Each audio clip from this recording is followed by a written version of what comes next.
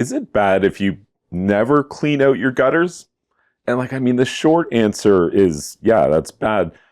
But to unpack that a little bit more, like the maintenance schedule for a house, like you could approach that generically and say, oh, clean out your gutters once or twice a year.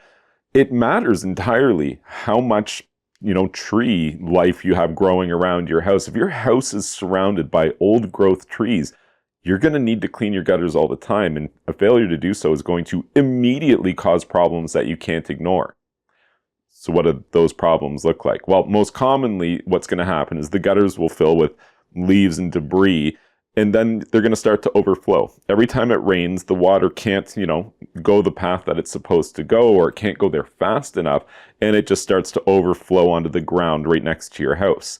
And if you have sidewalks and things like that that are sloped away from the house, well, that could be good to help usher all that water away from the foundation of your home. But if you don't, or if you leave a problem like this long enough, you will end up in a situation where the water will erode the ground around your home and it will become a low spot. That's a very bad thing. That means every time it rains, gutters overflowing or not, you're going to have pooling water right next to the foundation of your home. If you did that over a long enough period of time, boy, are you asking for problems, and the kind of problems that you definitely don't want to have. Like, think of how much you don't want to have a cracked foundation and water coming into the basement of your home. Now think of how easy it would be to clean out your gutters a couple of times a year at most, even if it's something you have to pay for. It's not a super expensive service. And a home maintenance point that is it's low-hanging fruit. That's the way I describe cleaning your gutters. I don't like heights either. And my house happens to have really tall gutters, but it is what it is. It's over pretty quickly, and if you don't do it, you're going to have water damage eventually to the foundation of your home.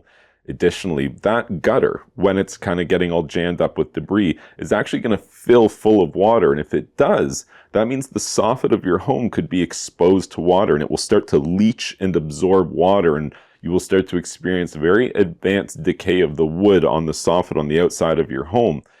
This is something, again, you can entirely avoid just by regular maintenance of cleaning your gutters. In addition to the water ingress potentially damaging the way that the gutters are connected to your home, you have to think the weight of the water and all that guck and mud and, broken down leaves and debris, all that stuff's really heavy. And so now that's just extra strain on your gutters, and eventually they'll start to sag a little bit, and they won't slope correctly anymore. That slope to your gutters is critically important to their function. And as soon as you have some backslope introduced because the weight of the gutters has started to cause them to sag a bit, now you've got a problem where the water doesn't evacuate all the way, and you can, again, avoid this entirely by regular maintenance, and it sounds like such a little thing. Clean your gutters is really a big deal. If you have a lot of trees and debris, then it's a critical point.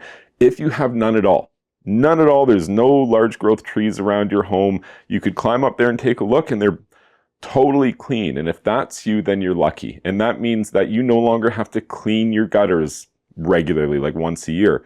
But what you do need to do is inspect them once a year, right? Isn't that a reasonable compromise? Go up and put eyes on the situation. Make sure that something hasn't happened and you've developed a blockage and now debris has started to accumulate.